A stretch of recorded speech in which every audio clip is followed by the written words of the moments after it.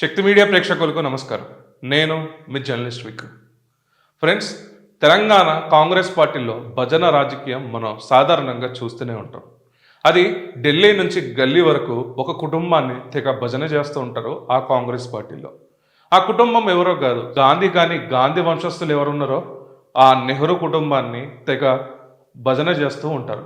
రాజీవ్ గాంధీ దగ్గర నుంచి స్టార్ట్ చేస్తే ఇప్పుడు రాహుల్ గాంధీ వరకు అదే భజన చేస్తూ ఉంటారు ఈ కాంగ్రెస్ నాయకులు.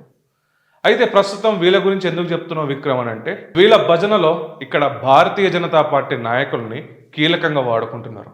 కేంద్ర హోంశాఖ సహాయక మంత్రి ఎవరైతే బండి సంజయ్ కుమార్ గారు ఉన్నారో వారిపై పొన్నం ప్రభాకర్ గారు ఘాటైన విమర్శలు చేశారు. అది ఏమని విమర్శలు చేశారో ఒకసారి చూద్దాం మనం. ఇక్కడ మనం చూస్తే రాహుల్ గాంధీ గారిని ప్రధానిగా చూడాలనుకోవడం మా హక్కు. ప్రజాస్వామ్యంలో నాయకత్వాన్ని నిర్ణయించేది ప్రజలే. బీజేపీ పాలనలో దేశ ప్రజలు అష్ట కష్టాలు పడుతున్నారు. దేశ సార్వభౌమత్వాన్ని అమెరికాకు తాకట్టు పెట్టింది మీరు. రాహుల్ గాంధీ గురించి మాట్లాడతారా అనుకుంటా ఏదైతే పొన్నం ప్రభాకర్ గారు బీసీ సంక్షేమ మరియు రవాణా శాఖ మంత్రివర్యులు ఉన్నారో కేంద్ర హోంశాఖ సహాయ మంత్రి బండి సంజయ్ కుమార్ గారి మీద మాట్లాడుతున్నారు. తెలంగాణకు నిధులు తేని దద్దమ్మ బండి సంజయ్ అనుకుంటూ కూడా ఘాటైన విమర్శలు చేశారు. అయితే ఇక్కడ వాస్తవం ఏంటి, అవాస్తవం ఏంటి, పొన్నం ప్రభాకర్ గారు చెప్తున్న దాంట్లో వాస్తవం ఉందా? నిజంగా నాయకులు అనేది ప్రజల చేతిలోనే ఎన్నుకోబడతారు కదా.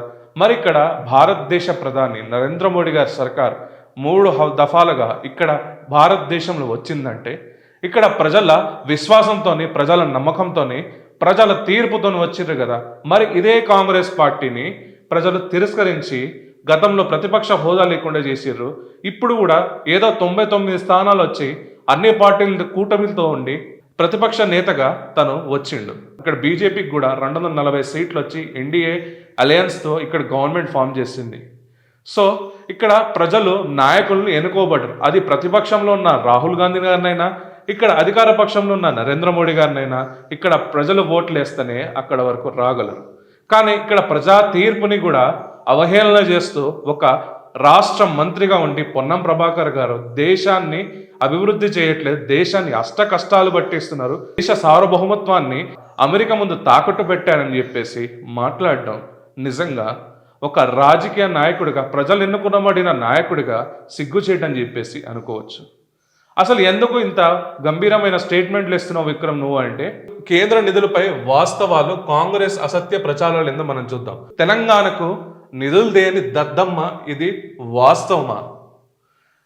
చెప్పండి ఫ్రెండ్స్ మీరే.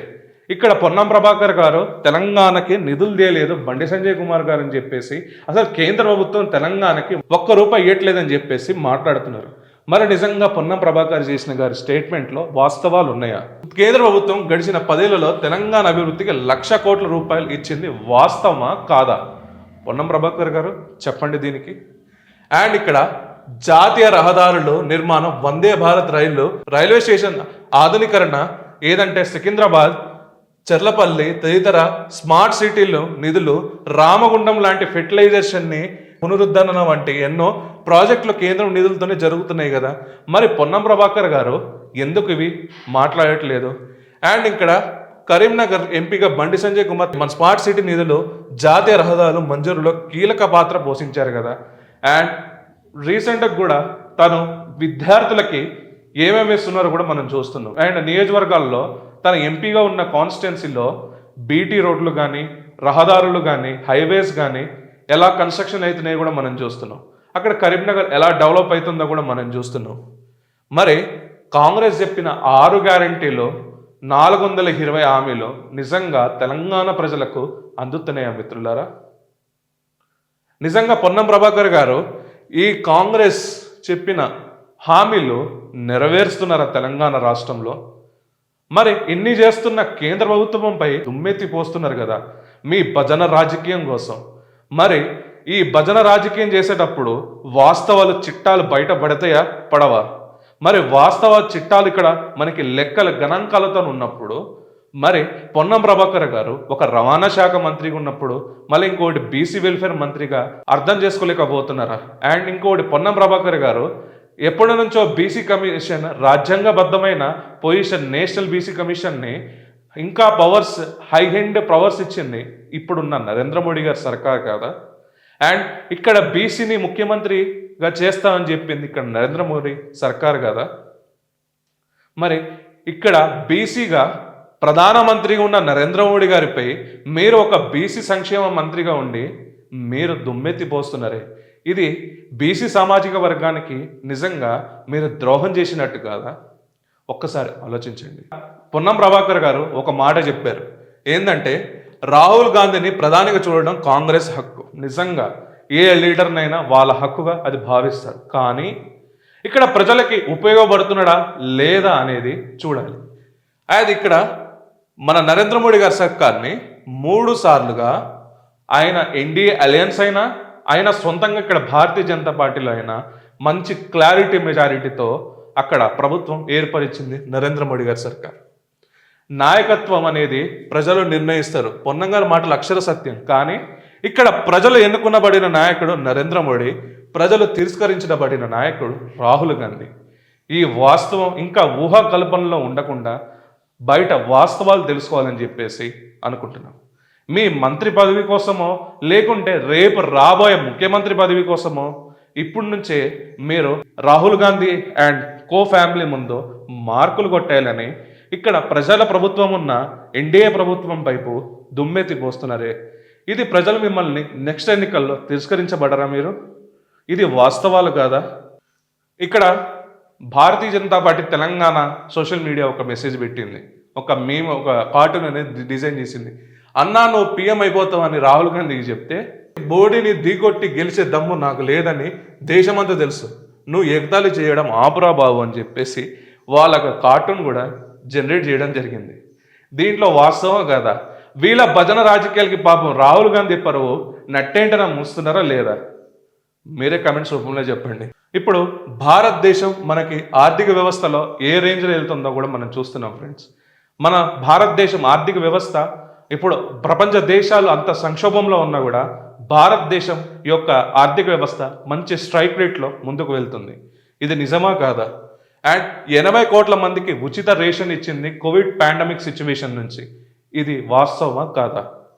అండ్ ముద్రా లోన్ ఏదైతే మధ్యతరగతి కుటుంబాలకి ముద్రా లోన్ అని చెప్పారు కదా, మరి ఆ ముద్రా లోన్స్ వస్తున్నాయా లేవా?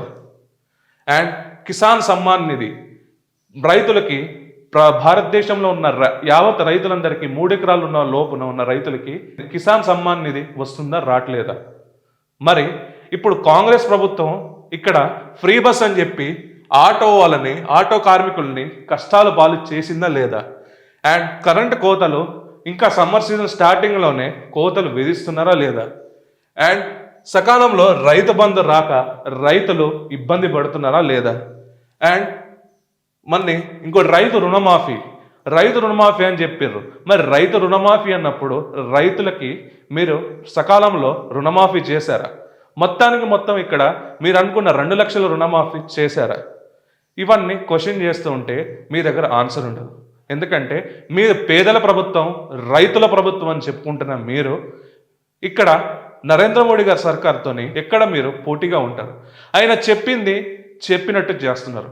మరి మీరు హామీలు ఇచ్చి ఆటో కార్మికులకు ద్రోహం చేశారు. ఫ్రీ బస్ వల్ల కరెంట్ కష్టాలు ఉన్నాయి. అండ్ ఇక్కడ సకాలంలో రైతు బంధు అందట్లేదు. అండ్ ఇక్కడ రుణమాఫీ కూడా మీరు అందించట్లేదు. ఇక్కడ మీ పేదల ప్రభుత్వం అని ఎక్కడ చెప్పుకుంటున్నారు? అండ్ రైతుల ప్రభుత్వం అని చెప్పుకునే నైతిక అర్హత మీకుందా? లేదు కదా. మరి ఇక్కడ నరేంద్ర మోడీ గారి సర్కార్ నుంచి మీరు పోటీగా ఉండాలి, క్యాండిడేట్ బియ్యం కావాలంటే ఇక్కడ తెలంగాణ రాష్ట్రంలోనే మీరు చెప్పిన హామీల వల్ల ఎంతమంది సామాన్యులు ఇబ్బంది పడుతున్నారు? ఇక్కడ వాస్తవాలేంటి, అవాస్తవాలేంటి ఇక్కడ ప్రజలందరూ గమనిస్తున్నారా లేదా? ఇక్కడ ప్రజల ప్రభుత్వం అని చెప్పి, పేదల ప్రభుత్వం అని చెప్పి, కార్మికుల ప్రభుత్వం అని చెప్పి, రైతుల ప్రభుత్వం అని చెప్పి అధికారంలో రావడానికి 620 హామీలు 6 గ్యారంటీలతో వచ్చి తెలంగాణ ప్రజల్ని మీరు దగా చేస్తున్నారా లేదా? మరి దీనికి సమాధానం ఏంది పొన్నం ప్రభాకర్ గారు? మళ్ళీ మీరు బండి సంజయ్ కుమార్ గారిని మాట్లాడతారు. ఇది ఎంతవరకు వాస్తవం? సో ఇక్కడ బండి సంజయ్ గారి ముందు మాట్లాడేటప్పుడు మీరు మీ వెనకాల ఉన్న ఈ బ్యాక్ స్టోరీస్ ఏదైతే ఉన్నాయో, ఇంకా ప్రజలకి మీరు ఇంకా చేయాల్సిన హామీలు ఏదైతే ఉన్నాయో అది నెరవేర్చి ఇక్కడ బండి సంజయ్ కుమార్ గురించి మాట్లాడాల్సిందిగా నేను కోరుకుంటున్నాను. అండ్ ఇంకొకటి పొన్నం ప్రభాకర్ గారు అంటున్నారు, అమెరికా ముందు మన సార్వభౌమత్వాన్ని తాకట్టు పెట్టారు మోడీ గారు అనేసి అంటున్నారు. ఇక్కడ నరేంద్ర మోడీ గారు స్వాతంత్ర విదేశీ విధానం పక్కగా పాటిస్తున్నారు. అండ్ ఇక్కడ అమెరికా ఒత్తిళ్లను లెక్క చేయకుండా రష్యా నుండి చమురు కొనుగోలు చేసింది. ప్రపంచ వేదికలపై భారతదేశ సార్వభౌమత్వాన్ని సగర్వంగా ఇక్కడ చాటి చెప్తుంది నరేంద్ర మోడీ గారి సర్కార్. ఇది వాస్తవం కాదా ఫ్రెండ్స్? మీరు కమెంట్స్ రూపంలో చెప్పండి. ఇక్కడ ప్రపంచ స్థాయిలో మనం విశ్వగురు అవుతున్న టైంలో ఇక్కడ నరేంద్ర మోడీ గారి మీద ఇవన్నీ మాట్లాడుతున్నారు.